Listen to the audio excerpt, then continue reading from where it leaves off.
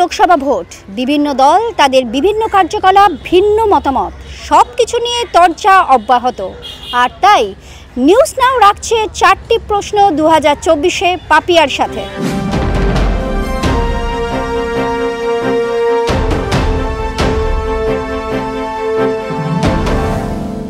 চার প্রশ্নে 2024 আজকে প্রশ্ন রাখছি বিজেপির মুখপাত্র সজল ঘোষের কাছে। সজলবাবু নমস্কার। আজকে আমার প্রথম প্রশ্ন, রাম মন্দির নির্মাণ, ইনসাফ যাত্রা, এগুলোর পর কি মনে হয় বাংলার ভোট বাক্সে এর কোনো প্রভাব পড়বে? এখন দেখুন, মানুষ যদি বোবা, কালা, অন্ধ, বিবেকহীন, নির্বোধ, মস্তিষ্কবিহীন যদি হয়, তাহলে ভোট বাক্সে প্রভাব পড়ার কথা নয়। মানুষ যদি নিজের ভালোটা নিজে বোঝে তাহলে প্রভাব পড়বে।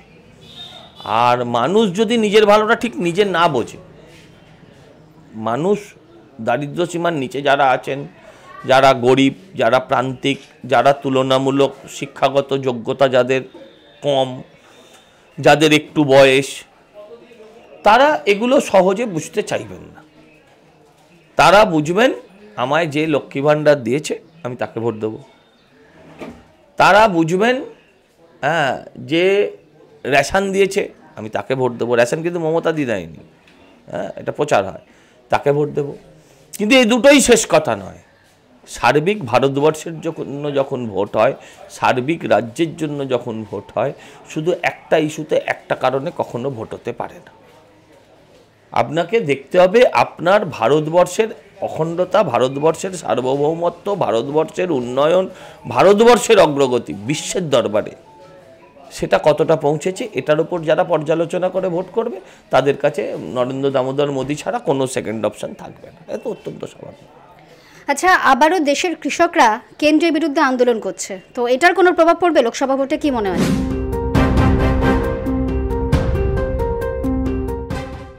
কিচ্ছু পড়বে না, কিচ্ছু পড়বে না ওইসব। আসলে দেখুন, যেমন দুর্গাপুজো এলে কাশফুল হয়, দুর্গাপুজো এলে আকাশ যেমন মেঘের পেঁজা তুলোর মতন শরদের মেঘ হয়, সেরকম নির্বাচন এলে পরে মুখ্যমন্ত্রী আমাদের রাজ্যে ক্যা শুরু করে দেন।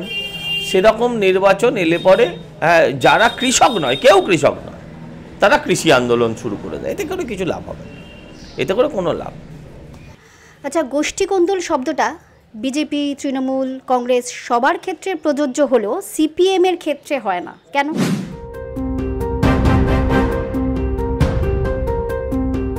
উঠে গেছে তাই, শূন্য হয়ে গেছে তাই হয় না, শূন্য হয়ে গেছে তাই হয় না। আর যেদিন শূন্য ছিল না সেদিন গোষ্ঠী কোন্দল ছিল, তা নাহলে ভারতবর্ষের একজন প্রধানমন্ত্রী বাঙালি হতো। সেদিন প্রকাশ কারাত, সীতারাম ইয়েচুরিরা জ্যোতি বোসকে প্রধানমন্ত্রী হতে দেয়নি, গোষ্ঠী কোন্দল ছিল না। মানে আপনি যখন থাকবেন না, আপনার আবার পারিবারিক বিবাদ কিসের? আর আপনি যখন থাকবেন তখন আপনার পারিবারিক বিবাদ থাকবে, তখন আপনার প্রতিবেশীর সঙ্গে ভালোবাসা থাকবে, ঝগড়া থাকবে, সব থাকবে। যখন আপনিই থাকবেন না, কিছুই থাকবে না। এখন সিপিএমও নেই, তার গোষ্ঠী বিবাদও নেই, নামের আগে যাদের চন্দ্রবিন্দু পড়ে গেছে। কে কটা আসন পেতে পারে আপনার মনে হয়? আমরা 400-র বেশি আসন পাবো ভারতবর্ষে। দেখুন, আর অপোজিশন কোথায়? মানুষ যে ভোট দেবে, আচ্ছা ধরুন মমতাদি খুব ভালো, আমি তর্কের খাতিরে কিছুক্ষণের জন্য ধরে নিচ্ছি, কিন্তু দেশ গড়তে উনি খুব ভালো যদি রেজাল্ট করেন তাহলে 42টা সাংসদ দিতে পারেন। প্রায় 550 সাংসদের পার্লামেন্টে 42টা কোন ফিগারে আসবে আপনি আমায় বুঝিয়ে বলুন। আপনি ধরুন সিপিএম খুব ভালো, বিরাট ভালো, সে কেরালে কিছু সিট পাবে, 10-12টা সিট পাবে, অতগুলোও নেই। যাই হোক, এখন প্রশ্ন হচ্ছে তাই নিয়ে লোকসভায় গিয়ে কি করবে? আচ্ছা আপনি আমায় বলুন, ধরুন লালু প্রসাদ যাদব বিরাট রেজাল্ট করবে, পুরো বিহার ওনার, তাই নিয়ে পার্লামেন্টে গিয়ে কি করবে? আচ্ছা ধরুন এরা এবার জোট বাঁধলো, কংগ্রেস কত ভোট পাবে? কংগ্রেস তো মমতাদি বলেছে 40টা পাবে না, আচ্ছা ধরছি আরও কিছু গ্রেস। এবারে বলুন, এই যখন এই 14 চালের ডাল, 14 রকম চাল দিয়ে আর ডাল দিয়ে যদি খিচুড়ি বানান, সে খিচুড়ির টেস্ট হবে? সে খিচুড়ি সরকার চালাবে? আপনি আমায় বলুন না, এই লালু, এই বুলু, এই দিদি, এই পাপ্পু সবাই মিলে একটা গোষ্ঠী করলো। সেই গোষ্ঠীর স্বরাষ্ট্রমন্ত্রী কে হবে, প্রধানমন্ত্রী কে হবে, হ্যাঁ, তারপরে অর্থমন্ত্রী কে হবে, পার্লামেন্টের ভেতরে তো খুন হবে। স্থায়ী সরকার, একটা স্থায়ী সরকার না হলে, হ্যাঁ, আবার একটা ভোট মানে কয়েক হাজার কোটি টাকা, এটা একটা বড় ইস্যু। তো সেটা একজনই দিতে পারে। আর শুনুন, পৃথিবীতে থেকে আজকে চাঁদের মাটিতে যে ভারতবর্ষের পদচিহ্ন এঁকে দিয়ে এসছে, যে অর্থনীতিতে যে ব্রিটিশ আমাদের শাসন করতো, সেই ব্রিটিশ আজকে আমাদের পিছনে অর্থনীতিতে, তাকে ভোট দেবে না তো কি দিদিকে দেবে, হাওয়াই চটিকে দেবে? কোনোদিন দেবে না।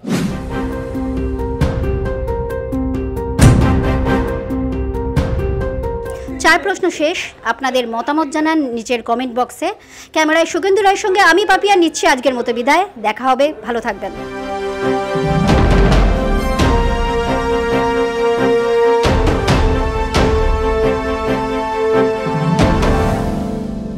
আরও খবর পেতে লাইক, ফলো আর শেয়ার করুন নিউজ নাওকে।